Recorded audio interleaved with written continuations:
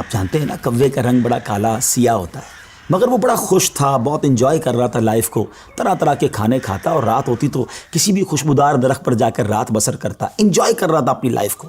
اچانک اس کی نظر ایک سفید کبوتر پر پڑی۔ وہ سوچنے لگا کہ میں کالا اور یہ سفید، یہ کتنا خوبصورت ہے، کتنا اچھا لگ رہا ہے، مجھ سے زیادہ خوش تو یہ ہوگا۔ اب اسی خیال میں وہ پریشان رہنے لگا اور اسے رات کو نیند بھی نہ آئے۔ ایک دن وہ کبوتر کے پاس پہنچا اور کہا کہ تم کتنے خوش نصیب ہو، تمہارا رنگ سفید ہے اور میں تو کالا ہوں، تم سے زیادہ خوش تو کوئی نہیں ہوگا۔ کبوتر نے کہا پہلے میں بھی یہی سمجھتا تھا، لیکن جب میں نے طوطے کو دیکھا تو میں حیران ہو گیا کہ طوطے کے تو دو رنگ ہیں، میرے پاس تو ایک ہی رنگ تھا۔ تو طوطا زیادہ خوش نصیب ہے، وہ زیادہ خوش ہے، وہ زیادہ لائف کو انجوائے کر رہا ہے۔ اب کوّا کبوتر کو چھوڑ کر طوطے کے پاس پہنچ گیا۔ کہا طوطے تم تو زیادہ انجوائے کرتے ہوگے، کتنے خوش ہوگے کہ تمہارے پاس تو دو رنگ ہیں جسم پر، تمہاری باڈی بہت خوبصورت لگتی ہوگی۔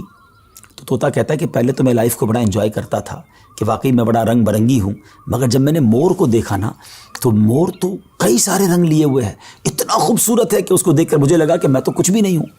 اب کوّا اڑتے اڑتے پہنچ گیا مور کے پاس۔ مور چڑیا گھر کے ایک پنجرے میں موجود تھا۔ پہلے تو وہ انتظار کرتا رہا کیونکہ بہت سارے لوگ مور کو دیکھنے آئے تھے۔ جب سارے لوگ دیکھ کر چلے گئے تو کوّا مور کے پاس گیا کہ اے مور، ذرا یہ تو بتاؤ تم کتنے خوش ہو، کتنے رنگ ہیں تمہارے پاس، تم کتنے خوبصورت ہو۔ مور کہتا ہے پہلے تو میں یہی سمجھتا تھا کہ ہاں میں بہت خوبصورت ہوں، مگر پھر میں نے غور کیا کہ اسی خوبصورتی کی وجہ سے تو چڑیا گھر میں قید ہو گیا ہوں، روزانہ ہزاروں لوگ مجھے دیکھنے آتے ہیں مگر میں آزاد نہیں ہوں۔ اور پھر میں نے بڑا غور کیا کہ وہ کون سا پرندہ ہے جو چڑیا گھر میں قید نہیں ہے، تو مجھے سمجھ آئی کہ کوّا ہی ایک پرندہ ایسا ہے جو چڑیا گھر میں قید نہیں ہوتا، اس کو کوئی قید نہیں کرتا۔ ناظرین، کوّے نے جب یہ سنا تو اسے احساس ہوا کہ میں بھی اپنی جگہ پر واقعی خوش نصیب ہوں۔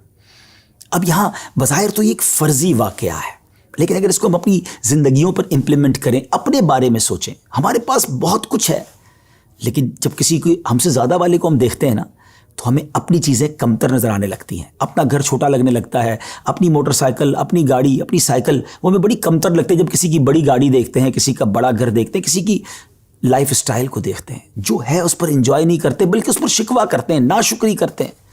اس طرح زندگی نہیں گزرے گی۔ اگر آپ ہمیشہ اپنے سے آگے والوں کو دیکھتے رہیں گے تو آپ پریشان ہی رہیں گے۔ اگر آپ نے موازنہ کرنا ہی ہے، کمپیریزن کرنا ہی ہے، تو اپنے سے کمتر لوگوں کو دیکھیں نا۔